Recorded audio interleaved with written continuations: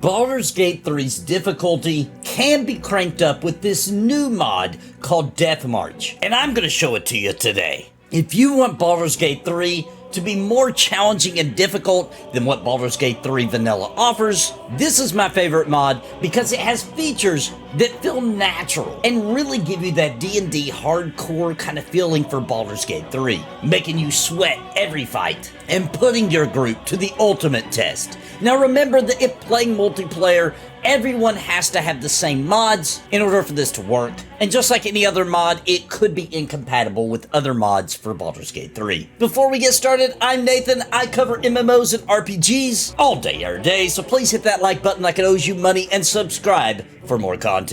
Now, this Baldur's Gate 3 difficulty mod is called Death March, and at the time of the recording, it is an alpha, meaning it will get better over time, but it already offers extra challenge and difficulty for your Baldur's Gate 3 campaign. And I love how it does it, because it generally it adds extra enemies to fight, and sometimes it will be new types with new moves and abilities that you haven't seen before just to throw you off. And it essentially changes certain parts of the game, with assassins, for example, hunting you down to take you out. This isn't a difficulty mod that just adds a bunch of HP and increases damage output for your enemies and the creatures in the world. It actually feels so much more natural, with more things to kill and more XP for doing it. So you are getting rewarded for each fight more than you would have been playing it even on Tactician mode. Now, the XP rewards go beyond just getting XP for extra kills too. It's built in that if you avoid combat through dialogue, it rewards you with more experience when there's more enemies in that as well. So with new skills and skill sets added to your enemies, the Death March mod is going to bring you a depth of challenge, and without making it feel impossible too.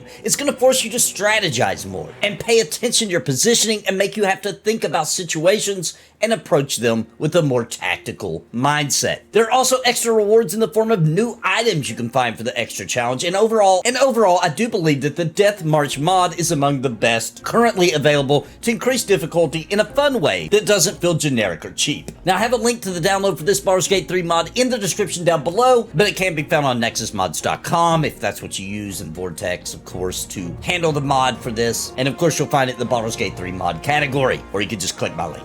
That would be the easiest way. You will want to make sure you use this mod for a new game playthrough. And remember that once you start with this mod, you can't just take it away. Your saves are tied to this difficulty mod and will require it, or the game will actually crash.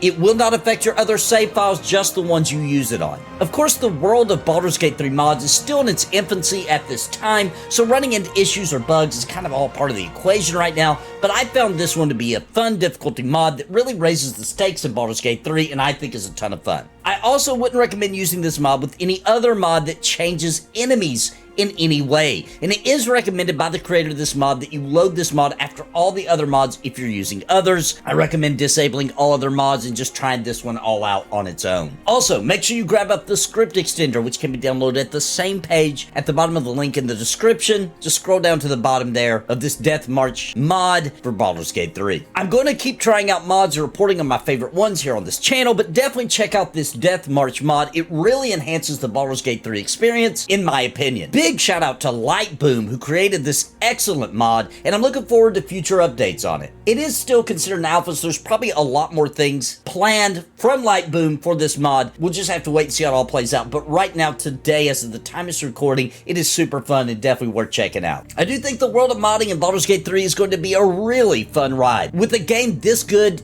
even in its vanilla form, you can bet that modders are hard at work, creating some fun and exciting content for us to just dive and digest it over and over again. And I think we're going to see Baldur's Gate 3 alive and well for many years in the future, thanks to these dedicated modders. I do hope that a day comes that Larian offers some of the more popular mods to players on PlayStation, and when it comes out on Xbox as well in the future, kind of like what Skyrim did for most of the console editions, because I'd hate to see anyone miss out on cool mods such as this one that I showed off today.